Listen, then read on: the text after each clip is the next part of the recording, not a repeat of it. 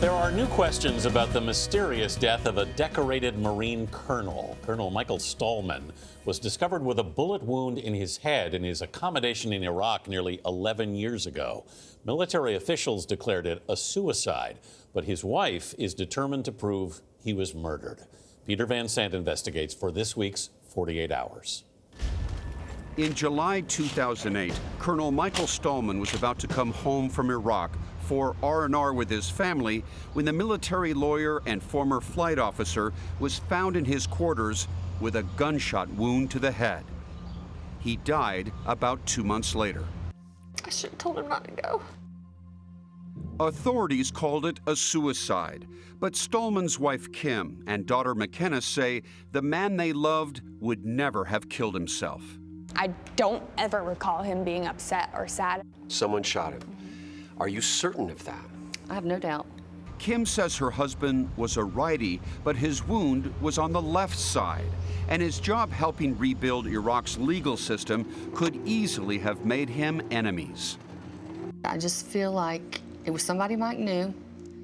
At the heart of the mystery, an email that was sent just hours before the gunshot. Kim, sorry about what you are about to find out. I love you and always will. You and the girls are the best thing that ever happened to me. Love, Mike. But was it really a suicide note? The evidence shows there's no way he could have done what they said he did. You're not in denial? No.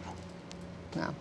Kim started pushing the investigating agency, NCIS, for more information. And she soon enlisted some important allies. Cilla McCain, an author and advocate for bereaved military families. I just do not believe that he pulled that trigger. And Michael Maloney, a forensic investigator who had once worked for NCIS. This is a homicide.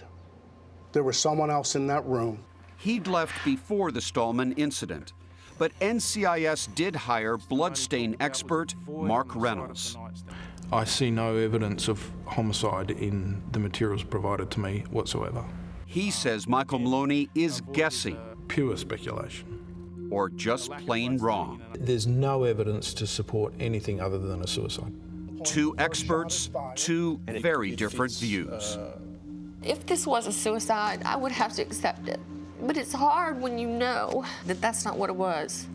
The truth needs to come out. Peter, good morning. If that last email to his family was not a suicide note, what might it have been? Well, was it a reference to you're about to find my body, that you're going to learn that I had a relationship with another woman, that I'm about to be deployed? It's just uncertain. And Kim, the widow, had this sent to a linguist who concluded it was not a suicide note. And when you're in a war zone, people speak cryptically and use strange phrases sometimes to try to communicate. So that's still unsettled. Still debate after 10 years. Peter, thank you very much. His 48 Hours report, Widow's War, airs tomorrow night at 10, 9 Central, right here on CBS.